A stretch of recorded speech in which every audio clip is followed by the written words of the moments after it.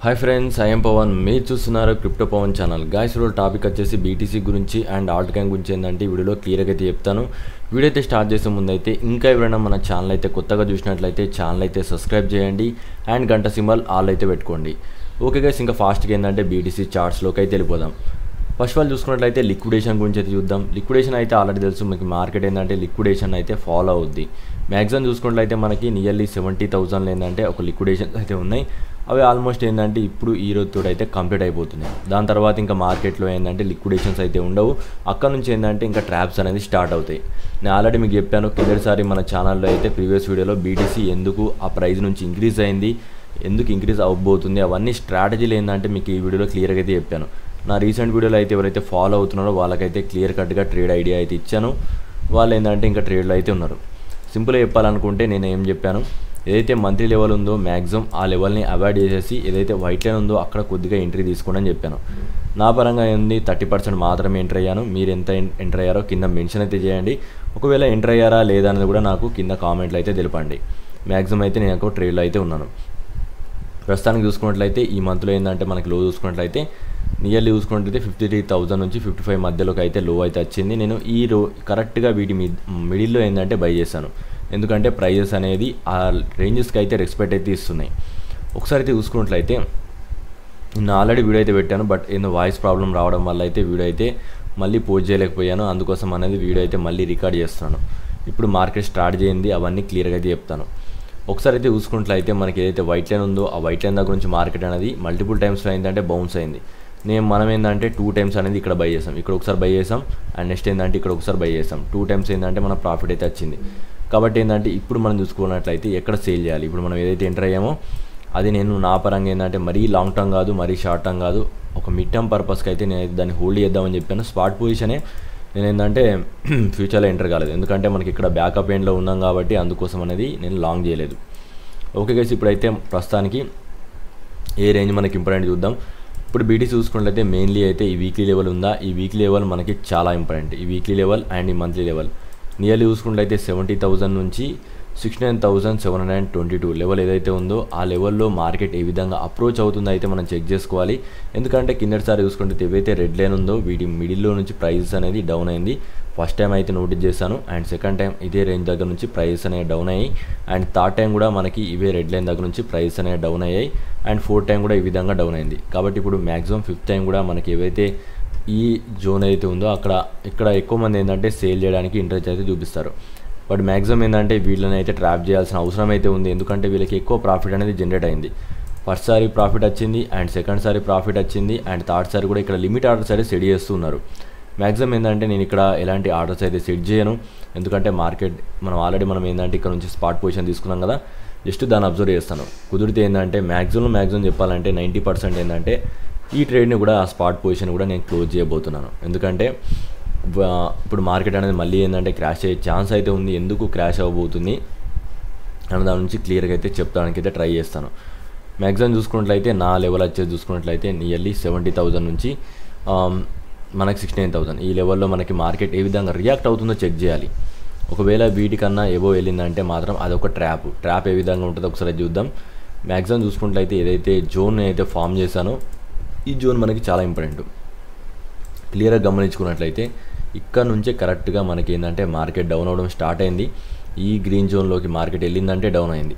Third time కూడా మనకి ఇదే జోన్ నుంచి డౌన్ అయింది అండ్ ఫోర్త్ టైం కూడా ఇదే జోన్ నుంచి డౌన్ అయింది. కాబట్టి ఇక్కడ ఒక లిక్విడేషన్ అనేది ఉంది, ఎందుకంటే మార్కెట్లో పదే సేలింగ్ అయితే జరుగుతుంది. కాబట్టి ఎక్కువ వరకు ఏంటంటే సేలర్స్కి అనేది ప్రాఫిట్ అయితే వస్తుంది.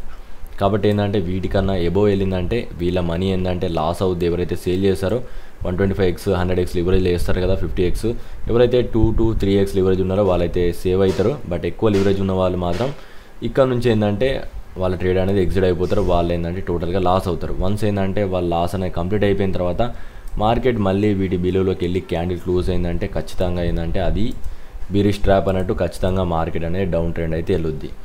లేదు దానికన్నా పైనే క్లోజ్ అయ్యి కరెక్ట్గా మార్కెట్ దీన్ని సస్టైన్ చేయగలిగితే మాత్రం ఖచ్చితంగా మనం ఇంకా కూడా మన పొజిషన్ అనేది హోల్డ్ చేస్తాం. ఖచ్చితంగా ఇక్కడ ఏ విధంగా రియాక్ట్ అవుతుందో చెక్ చేసుకొని మనం ఆ ట్రేడ్ని ఉంచాలా లేదనే డిసైడ్ కావాలి.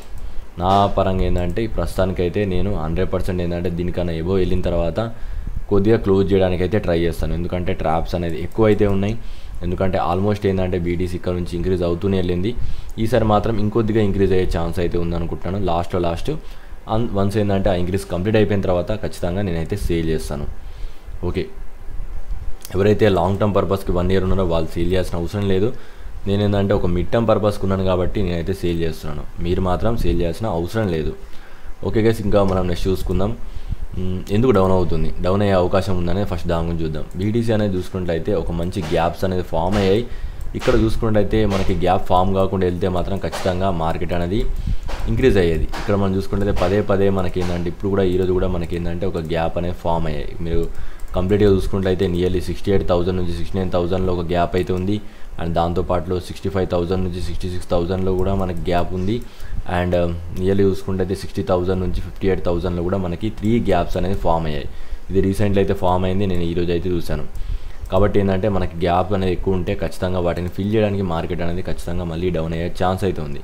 హిస్టరీ ప్రకారంగా చూసుకుంటే అయితే ఇక్కడ మనకు ఒక గ్యాప్ అనేది ఫామ్ అయింది, మార్కెట్ అనేది దానికన్నా బిలో వెళ్ళి అప్పుడు ఇంక్రీజ్ అయింది. ఓకే, నెక్స్ట్ చూసుకున్నట్లయితే ఇంకేమైనా ఎగ్జాంపుల్ ఉన్నాయో చూద్దాం. ఇక్కడ కూడా మనకు ఒక గ్యాప్ అనేది ఫామ్ అయింది, మార్కెట్ అనేది దీనికన్నా కొద్దిగా ఇంక్రీజ్ అయ్యి మళ్ళీ గ్యాప్ని ఫిల్ చేయడానికి డౌన్ అయ్యి దాని తర్వాత మనకి అసలైన బీటీసీ అనేది ఇంక్రీజ్ అయింది. కాబట్టి ఏంటంటే నేను అనుకుంటున్నాను ఖచ్చితంగా ఈ గ్యాప్ కన్నా ఇంకా కొద్దిగా బిలో వెళ్ళిన తర్వాతనే మార్కెట్ అనేది ఇంక్రీజ్ అయ్యే ఛాన్స్ అయితే ఉంది. కాబట్టి అందుకోసం అనేది నేను ఆ ట్రేడ్ అయితే ఉందో ఆ ట్రేడ్ని క్లోజ్ చేయాలని డిసైడ్ అయ్యాను. అది దానికి ఉన్న స్ట్రాటజీ అన్నట్టు. ప్రస్తుతానికి బీటీసీలో క్లియర్ కట్ అప్డేట్ అయితే ఇది. అండ్ ఇంకొక చార్ట్లో అయితే చూద్దాం. బీటీసీ నేను పదే మీకు మల్టిపుల్ చార్ట్లో చూపించాను, ఇంకొక చార్ట్లో కూడా మీకు క్లియర్గా చూపిస్తాను. సేమ్ స్ట్రాటజీ అయితే ఉన్నాయి, అన్ని మనం ఏదైతే స్ట్రాటజీ ఉన్నదో సేమ్ స్ట్రాటజీ అయితే ఉన్నది, సేమ్ చార్ట్స్ అయితే ఉన్నాయి. అన్ని చార్ట్స్లో కూడా క్లియర్గా చెప్పాలనుకుంటే ఇదే మనకి మెయిన్ ఇంపార్టెంట్ లెవెల్. నేను ఈ చార్ట్స్లో కూడా మీకు ఏం చెప్పాను, మనకి ఏదైతే ఎల్లో లైన్ ఉందో పర్పుల్ లైన్ ఉందో వీటి దగ్గర నుంచి ఖచ్చితంగా మార్కెట్ బౌన్స్ అయ్యే ఛాన్స్ అయితే ఉందని చెప్పాను. కాబట్టి అందుకోసం అనేది కరెక్ట్గా ఇక్కడ బై చేసాం. అండ్ ఇక్కడ దాకా అయితే మనం ట్రేడ్లో అయితే ఉన్నాం. ఆల్మోస్ట్ ఏంటంటే మనం నియర్లీ 27 నుంచి 28% ఏంటంటే ప్రాఫిట్లో అయితే ఉన్నాం. ఓకేనా, మనం కొద్దిగా లేట్ అయ్యాం కాబట్టి నేను కొద్దిగా ప్రాఫిట్ అనేది కొద్దిగా తక్కువ అయింది. మ్యాక్సిమం మనం ప్రాఫిట్లోనే అయితే ఉన్నాం. స్టిల్ ఏంటంటే ఈ జోన్కి వచ్చిన తర్వాత నేను ఏం చేయాలనేది ప్రస్తుతానికి అయితే చెప్తాను. ఇది మనకి బీటీసీలో ఉన్న అప్డేట్. అండ్ ఈథీరియంలో చూసుకుందాం. ఈథీరియం నేను ఆల్రెడీ మంచి ట్రేడ్ అయితే ఇచ్చాను మీకు. ఈథీరియం నేను ఎక్కడ బై చేయమని చెప్పాను, ఈథీరియంని మీరు బై చేయమని నేను పదే చెప్తూనే ఉన్నాను.